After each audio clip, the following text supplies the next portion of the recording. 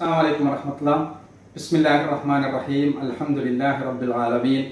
الصلاة والسلام على أشرف المرسلين وعلى آله وأصحابه أجمعين. أما بعد. أعوذ بالله من الشيطان الرجيم. بسم الله الرحمن الرحيم. يريدون أن يطفئوا نور الله بأفواههم ويأبى الله إلا أن يتم نوره ولو كره الكافرون.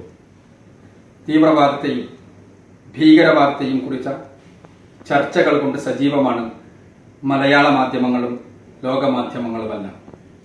ഈ ചർച്ചകളിൽ പലപ്പോഴും യഥാർത്ഥത്തിലുള്ള പ്രതിയെക്കുറിച്ച് മനസ്സിലാക്കുവാൻ കഴിയാതെ, ആവശ്യമായ ചികിത്സ വിധിക്കുവാൻ കഴിയാതെ, പലപ്പോഴും ചുറ്റുപാടും റൗണ്ട് ദ ബുഷസ് എന്ന് ഇംഗ്ലീഷിൽ പറയുന്നത് പോലെ ചുറ്റുപാടുമുള്ള വളരെ പരിപക്വമല്ലാത്ത രൂപത്തിലുള്ള പ്രതികരണങ്ങളാണ് പലരും നടത്തി വരുന്നത് എന്ന് പറയാതിരിക്കുവാൻ നിർവാഹമില്ല.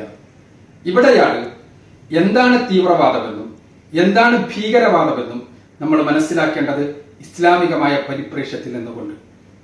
ഇസ്ലാമിനെ സംബന്ധിച്ചിടത്തോളം ഇസ്ലാം മധ്യമ സമുദായമെന്ന്, ഉമ്മത്തുൻ വസത്ത് എന്നാണ് പരിശുദ്ധ ഖുർആൻ മുസ്ലിം സമൂഹത്തെ വിശദീകരിച്ചിട്ടുള്ളത്. റസൂലുള്ളാഹി സ്വല്ലല്ലാഹു അലൈഹി വസല്ലമ ഈ രൂപത്തിലുള്ള മധ്യമമായ മാർഗമാണ് ലോകത്തോട് പഠിപ്പിച്ചത്. മധ്യമമായ മാർഗം എന്ന് പറഞ്ഞാൽ ആത്മീയമായ തീവ്രതയോ ഭൗതികമായ തീവ്രതയോ ഇല്ലാത്ത രൂപത്തിൽ, തികച്ചും ഒരു മനുഷ്യജീവി എന്നുള്ള നിലക്ക് അവന്റെ കൃത്യമായ തൃഷ്ണകളെ പരിഗണിച്ചുകൊണ്ട് അതോടൊപ്പം തന്നെ ആത്മീയമായ അവന്റെ ആവശ്യങ്ങളെ പൂർണ്ണമായും പൂർത്തീകരിക്കാൻ കഴിയുന്ന രൂപത്തിലാണ് പ്രവാചകൻ സല്ലല്ലാഹു അലൈഹി വസല്ലമയുടെ നിർദ്ദേശങ്ങൾ നമുക്ക് കാണാൻ കഴിയുക. റസൂലുള്ളാഹി സ്വല്ലല്ലാഹു അലൈഹി വസല്ലമ തന്നെ വളരെ കൃത്യമായി തീവ്രവാദത്തിലേക്ക് കടന്നു പോകുന്നതിനെതിരെ മുന്നറിയിപ്പ് നൽകിയതായി, അതിനെതിരെ നിലകൊണ്ടതായി നമുക്ക് കാണാൻ സാധിക്കും. റസൂലുള്ളാഹി സ്വല്ലല്ലാഹു അലൈഹി വസല്ലമയുടെ ജീവിതത്തെക്കുറിച്ച് പഠിക്കുവാൻ വേണ്ടി 3 പേർ കടന്നു വരികയും പ്രവാചകന്റെ ജീവിതത്തെക്കുറിച്ച് പഠിച്ചപ്പോൾ അത് തങ്ങളെ സംബന്ധിച്ചിടത്തോളം ആത്മീയമായ ഉത്കൃഷ്ടതക്ക് പര്യാപ്തമാവുകയില്ല എന്നവർക്ക് തോന്നുകയും അതിന്റെ അടിസ്ഥാനത്തിൽ ഓരോരുത്തരും തങ്ങളുടേതായ പ്രതിജ്ഞകളെടുത്ത് മുന്നോട്ട് പോവുകയും ചെയ്തപ്പോൾ അതിനെക്കുറിച്ച് അറിഞ്ഞ റസൂലുള്ളാഹി സ്വല്ലല്ലാഹു അലൈഹി വസല്ലമ അതിനെ പ്രോത്സാഹിപ്പിക്കുകയല്ല, മറിച്ച് ശക്തമായ ഭാഷയിൽ അവരോട് താക്കീത് നൽകുകയാണ് ചെയ്തത് എന്ന് നമുക്കറിയാവുന്നതാണ്. പ്രവാചകന്റെ ജീവിതത്തെക്കുറിച്ച് അവർ മനസ്സിലാക്കിയപ്പോൾ അവർ സ്വയം പ്രതിജ്ഞ ചെയ്തത്, ഒരാൾ ഞാൻ ഇനി രാത്രി സമയം പൂർണ്ണമായി നിന്ന് നമസ്കരിക്കുമെന്നായിരുന്നു. ഉറങ്ങാതെ നിന്ന് നമസ്കരിക്കുമെന്ന് പ്രതിജ്ഞയെടുത്തയാളോട് പ്രവാചകൻ പറഞ്ഞത് അത് പാടില്ല എന്നാണ്.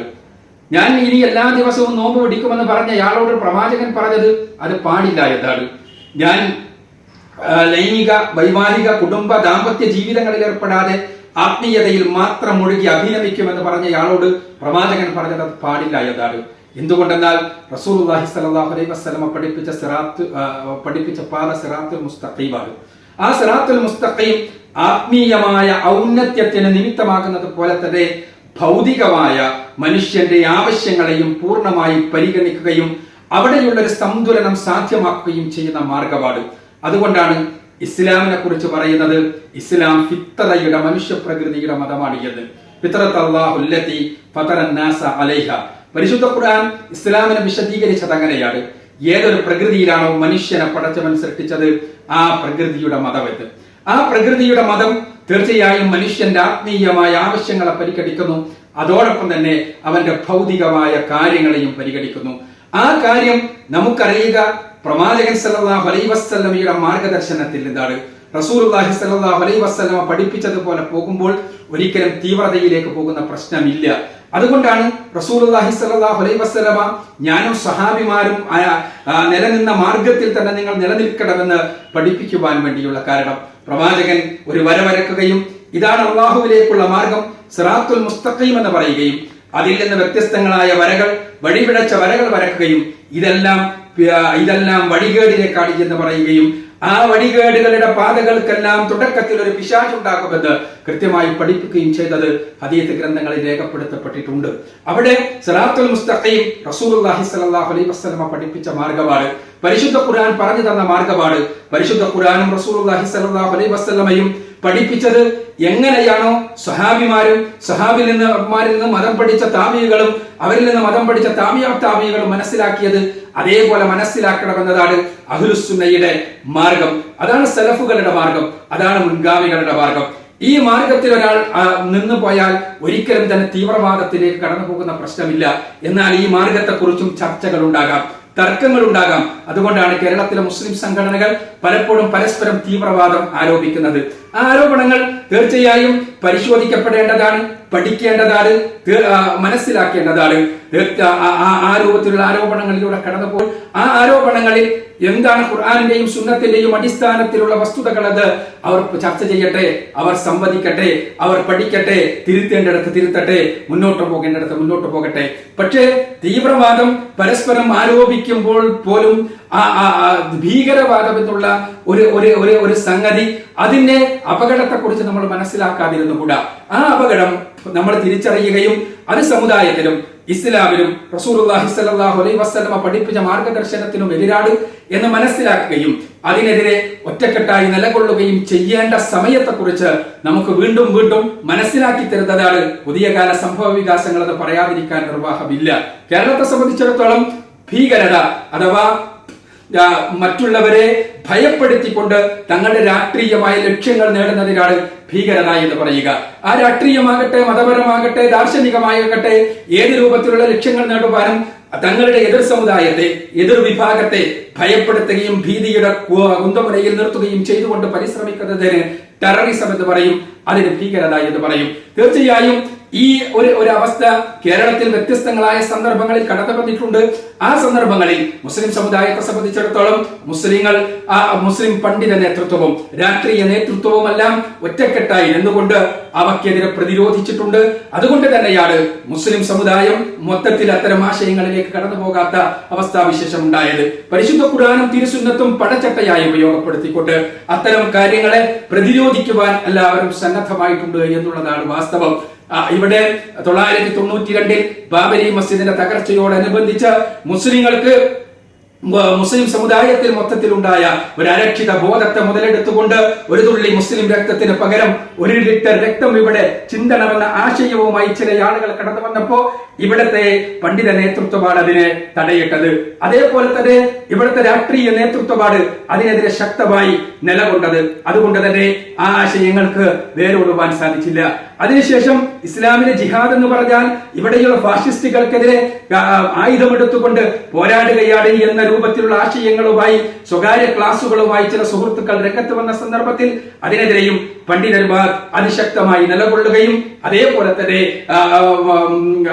രാഷ്ട്രീയം ജനാധിപത്യ പ്രക്രിയയിലൂടെയാണ് യഥാർത്ഥത്തിൽ ഇന്ത്യയിലെ ഫാഷിസ്റ്റുകൾക്കെതിരെയുള്ള പ്രതിരോധം തീർക്കേണ്ടത് എന്ന ആശയത്തിലേക്ക് ആളുകളെ കൊണ്ടുവരുവാൻ സാധിക്കുകയും അത്തരം ആളുകൾ പോലും ജനാധിപത്യ പ്രക്രിയയെ അംഗീകരിച്ചുകൊണ്ട് രംഗത്ത് വരുന്ന അവസ്ഥാവിശേഷം ഉണ്ടായി എന്നുള്ളതും ചരിത്രമാണ്, വസ്തുതയാണ്. ഇവിടെയാണ് പുതിയ സമയത്തുള്ള ഏറ്റവും അപകടകരമായ ഐസിസ് തീവ്രവാദം കേരളത്തിലേക്ക് അടക്കം കടന്നു വരുന്നതിന്റെ സൂചനകളെ കുറിച്ച് നാം ബോധവാന്മാരാകേണ്ടത്. അവിടെ പരസ്പരം പഴി പറയുന്നതിന് വേണ്ടിയല്ല, മറിച്ച് വളരെ കൃത്യമായ പദ്ധതികളുമായി മുന്നോട്ട് പോകുന്നതിന് വേണ്ടിയാണ് നമ്മൾ ശ്രമിക്കേണ്ടത്. തീവ്രവാദം തീർച്ചയായും ഓരോ തലങ്ങളിലും ഉണ്ടായിട്ടുണ്ടാകാം. ആ തീവ്രവാദം പല തലങ്ങളിൽ ആളുകൾ പോയിട്ടുണ്ടാകാം. ചിലപ്പോൾ സൂഫി തീവ്രവാദം ജീവിത നിഷേധത്തിലേക്ക് പോയിട്ടുണ്ടാകാം. സലഫി തീവ്രവാദം ഇവിടെ പലരും പറഞ്ഞിട്ടുള്ളതുപോലെ ആട് മേയ്ക്കുവാൻ വേണ്ടി തന്നെ അതാണ് ചെയ്യേണ്ടത് എന്ന ആശയങ്ങളിലേക്ക് പോയിട്ടുണ്ടാകാം. അതേപോലെ തന്നെ വിദ്യാഭ്യാസം വേണ്ട എന്നുള്ള ആശയങ്ങളിലേക്ക് പോയിട്ടുണ്ടാകാം. വിദ്യാഭ്യാസ സ്ഥാപനങ്ങൾ പാടില്ല എന്ന ആശയങ്ങളിലേക്ക് പോയിട്ടുണ്ടാകാം. ഇതെല്ലാം ഒരു തലമാണ്.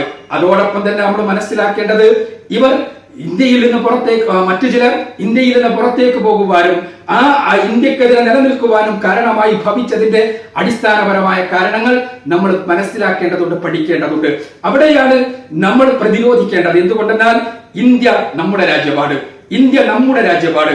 ഇവിടുത്തെ ഹിന്ദുവിന്റെയും മുസ്ലിമിന്റെയും ക്രിസ്ത്യാനിയുടെയും രാജ്യം. മുസ്ലിം എന്നുള്ള നിലക്ക് സുന്നിയുടെയും മുജാഹിദിന്റെയും ജമാഅത്തുകാരന്റെയും തബ്ലീഗുകാരന്റെയും വ്യത്യസ്ത പാർട്ടികളിൽ പ്രവർത്തിക്കുന്ന ആളുകളുടെയും എല്ലാം രാജ്യം. ഈ നാട് നശിച്ചുകൂടാ, ഈ നാട് തകർക്കപ്പെട്ടുകൂടാ, ഈ നാടിനെതിരെ ഏതെങ്കിലും രൂപത്തിലുള്ള കലാപങ്ങൾ ഉണ്ടായിക്കൂടാ. ഇവിടെയുള്ള നമ്മുടെ യുവ മനസ്സുകൾക്കുള്ളിലേക്ക് ഇന്ത്യ നമുക്ക് ജീവിക്കുവാൻ പറ്റാത്ത നാടാണ് എന്നും ഇന്ത്യൻ ഡെമോക്രസി നമുക്ക് സ്വീകരിക്കുവാൻ സാധ്യമല്ല എന്നും ഡെമോക്രാറ്റിക് വോട്ടിംഗ് എന്ന് പറഞ്ഞാൽ തന്നെ നമുക്ക് നിലനിൽക്കാൻ കഴിയില്ല എന്നും ആ ഡെമോക്രസിയിൽ ഒരു മുസ്ലിമായി ജീവിക്കാൻ കഴിയില്ല എന്നും അതുകൊണ്ട് തന്നെ ഇന്ത്യയിൽ നിന്ന് നമ്മൾ പലായനം ചെയ്യുകയാണ് എങ്ങോട്ടെങ്കിലും ചെയ്യേണ്ടത് എന്നും ആ പലായനത്തിന് പറ്റിയ രൂപത്തിലുള്ള ഒരു സ്വർഗതുല്യമായ ഭൂമി ഇറാഖിലും സിറിയയിലുമെല്ലാം രൂപപ്പെട്ട് കഴിഞ്ഞിട്ടുണ്ട് എന്നും അവിടേക്ക് പോയി കഴിഞ്ഞാൽ അവിടെ നിന്നുകൊണ്ട് നമുക്ക് ഇന്ത്യയെ കൂടി ശുദ്ധീകരിക്കുവാൻ ആവശ്യമായ പദ്ധതികൾക്ക് രൂപം നൽകാമെന്നുമെല്ലാമുള്ള ആശയങ്ങൾ നമ്മുടെ നാട്ടിലെ യുവാക്കളുടെ തലച്ചോറുകൾക്കകത്തേക്ക് കടന്നു വന്നിട്ടുണ്ടെങ്കിൽ അത് കടന്നു വന്ന മാർഗമേതാണ് എന്ന് പരിശോധിക്കണം. ആ മാർഗങ്ങളിൽ കൃത്യമായ പ്രതിരോധം തീർക്കണം.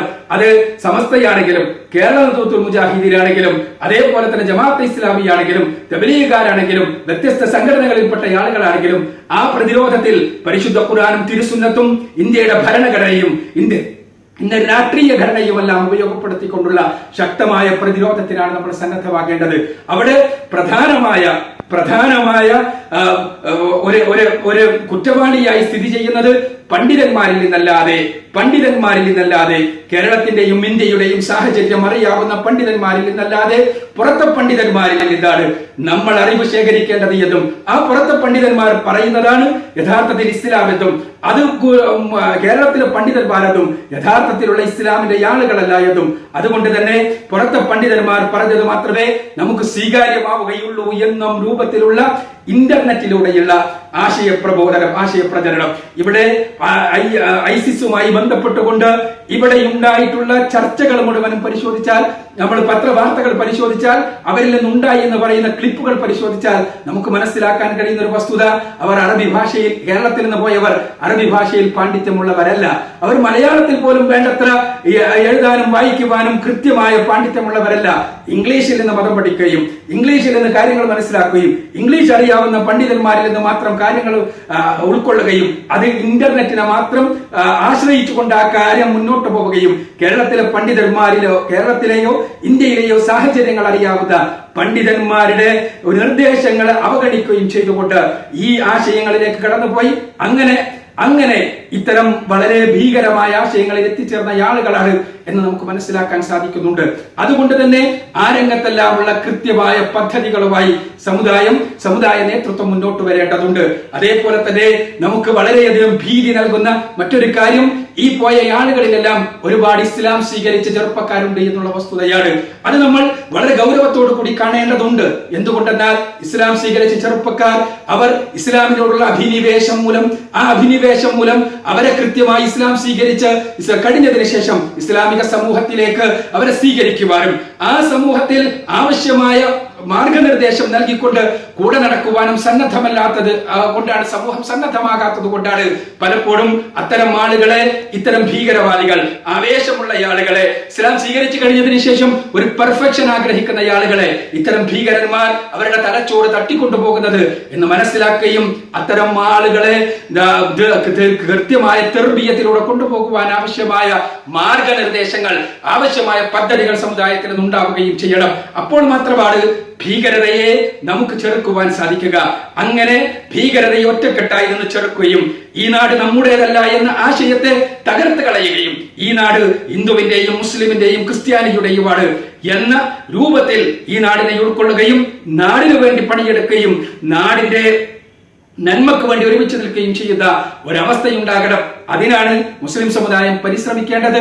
അള്ളാഹു അനുഗ്രഹിക്കട്ടെ. വാഹൃദവാന അൽഹംദുലില്ലാഹി റബ്ബിൽ ആലമീൻ.